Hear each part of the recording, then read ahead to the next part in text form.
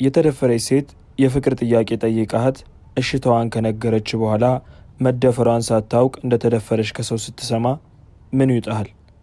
እንዲህ እንደ ዛሬ ግራ ገብቶኝ አያውቅም። ይጨንቃልም ይቀፋልም።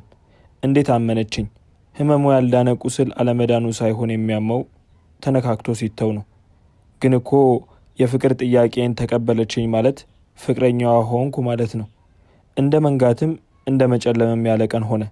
ብቻ ከዛን ቀን ምሽት በኋላ ውስጤ ሊያገኛት አልፈለገም። እኔ የሚገርመኝ የመንፈስ ጥንካሬዋ ነው። እየተደፈረችም አትመስልም። ውበቷ፣ ትዕግስቷ፣ የዋህነቷ ምን አይነት ጠንካራ ብትሆን ነው! እንዴት አለፈችው ይህንን ሁሉ መከራ! ይገርማል።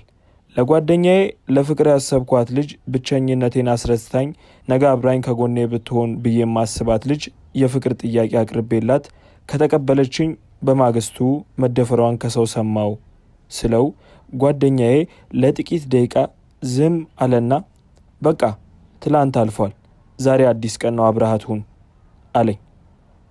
ግን እኮ ተደፍራለች እያልኩ ስደጋግምበት ጊዜ ዝም አለኝ። ለምን አይነት ፈተና የታጨው ሰው ነኝ ግን?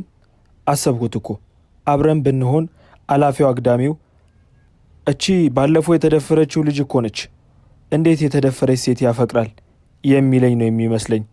ምን ብዬ ልለያት? እስካሁን የቀረቧት ሰዎች ሁሉ መደፈሯን ሲያውቁ ነው የሸሿት። ያሳለፍነው ጥቂት ቀን ቢሆንም እንደ ዋዛ የሚረሱ አይደሉም። አንዳንዴ እንደ ዶክተርም ያጫውተኛል። ህመሟን ብካፈላትና ባስታመማት እላለሁ። እናንተ ያፈቀራችኋት ሴት ተደፍራ ቢሆን ምን ታደርጉ ነበር? ሴቶችስ በእሷ ቦታ ብትሆኑ ምን ትሆኑ ነበር? ቅጣትና ምሕረት ዛሬ ሰው ለያዩ አንዱን ከፍለው አንዱን